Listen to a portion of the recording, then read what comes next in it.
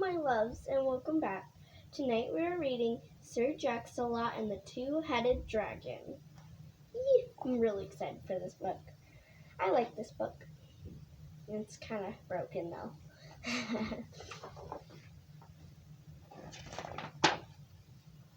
A long time ago, but not far away, stood the kingdom of lords in a town called Tournai. I love it when books start like this. This is my favorite type of book starter.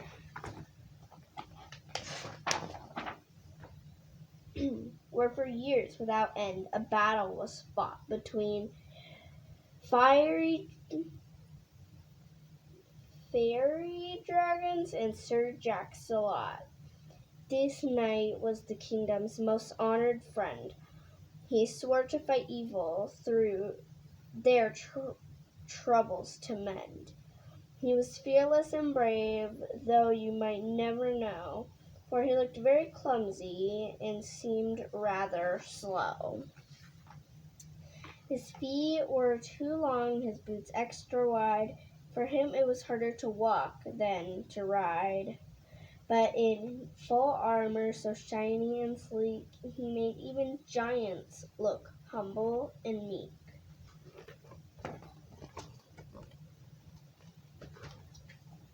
I hit my lip with the book. It can hurt. When he rode through the town, the people would cheer for the knight who had made all their fear disappear. The young boys and girls would gather round and plead with the knight who defend their town, tell them the tales of how he had slain all the beasts that had given Tournai and so much pain.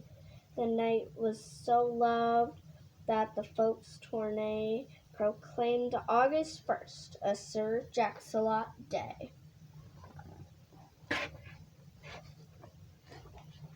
Wonderful art. Wonderful art. The knight was out walking one beautiful eve when a little boy came up and tugged on his sleeve. He asked, "Are you certain the beasts are all gone? For I dream every day I'll be eaten by one." "Dreams are just fancy," Sirjacksalot said. "So no fear, my boy, there's nothing to dread." "Hooray!" the little boy shouted and scampered away, while Jacksalot lowered his head in dismay. For the knight knew something too fearsome to tell. One dragon remained that his lance could not fell. There's a two-headed dragon in the background. I'm not sure if you can see it, but it's there. This dragon was worse than all dragons they knew, 'cause he grew from his body not one head, but two. That may be the reason this beast was so smart. When one head stopped thinking, the other would start. But strange as it seems, their thoughts were the same. One was furious, the other quite tame. 'Twas powerful Puff's head that was fiery and savage.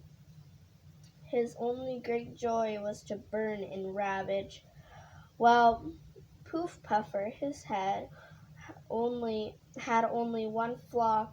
He fell as in love with whatever he saw. Poof Puffer's head could not breathe or spark, while flames from Power Puff's lit up the dark. We might have to make this like a two-part story, but I'll keep reading. On the first day of spring near the town of Tournai, thinking the night was far, far away, the dragon climbed up the steep mountain to graze and to feel the great warmth of the sun's wondrous rays. As the two heads munched lazily side by side, they heard the clop, clop of a horse's stride. 'Twas their enemy, Jacksalot, hunting once more, and they were the beast he was hunting for. They quivered and shivered and shook with fear and cried, "We will be killed if the knight sees us here." Poof Puffer said, trembling, "We can't fight his lance. To escape down this hill is our very last chance." So they tucked in their heads, and their tails, so rough, turned into a ball and rolled straight down the bluff. Eee. Started turning the page. The book was like, no.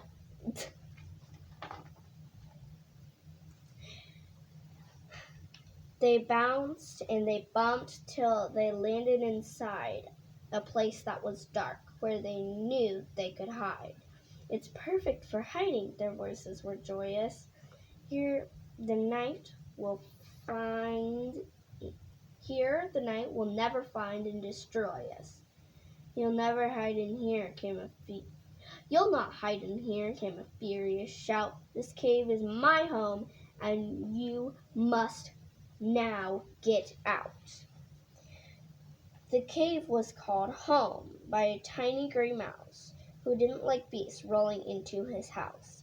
His name was Choo Choo. Not a thing frightened him, not even this dragon whose roar was so grim.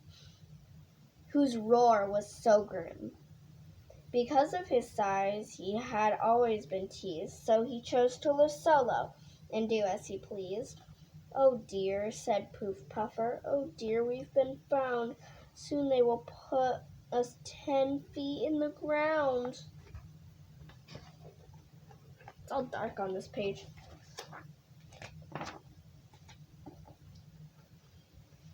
But Powerpuff fiercely blew out a strong flare and lit up the darkness to see what was there. "It's only a mouse," laughed the great Powerpuff. "I'll sizzle his tail if he wants to play rough." "Power!" said Puffer. What fills you with spite? Killing God's creatures is not doing right." Choo Choo stepped forward without any fear and spoke in a voice that was steady and clear. "I may be a mouse, but you don't frighten me, and don't think your fire will force me to flee. This is my home, and so here I shall stay. You are not welcome, so just go away." "Please, sir," said Poof, we are chased by night. We must hide in your cave and stay well out of sight."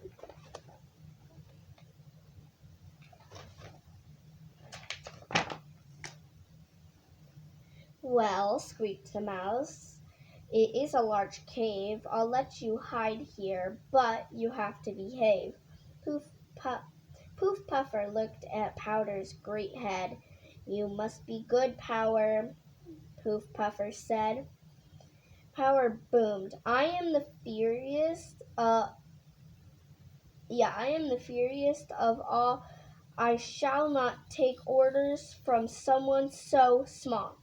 "But Power," said Puffer, "how can you be mean to this brave little creature who's really quite keen?" Powerpuff frowned and let out a great sigh. "I guess you are right, so I won't make him fry."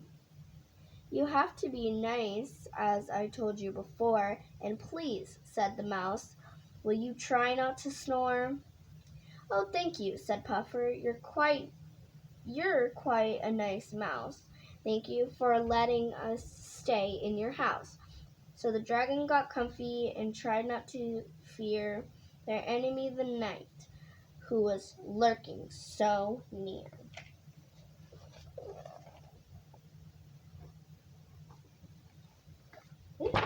almost started reading the book upside down. As darkness came on and the night air grew thinner, the dragon and mouse were about to have dinner, when off in the distance they heard a bell gong, and Puff said, "The trolling means something is wrong." And then they all heard it, a sad, frightened cry, the sound of a child in danger nearby. "I'll check," said the mouse. "There is terrible, no doubt. We have to find out what that cry is about." I'm going to have to stop reading there. I will read at least that much tomorrow night, because if a video is too long, it won't post it, and then I'll have to refilm it, and I'm not in the mood to refilm something I already read. Thank you so much for joining me tonight. I hope you guys have a wonderful night. Sleep tight. Don't let the bed bugs bite, of course, because that would be bad. And no nightmares. That's terrifying, and I don't like terrifying things, and if you do, that's a little weird, but you do you. Have a great night. Sleep tight.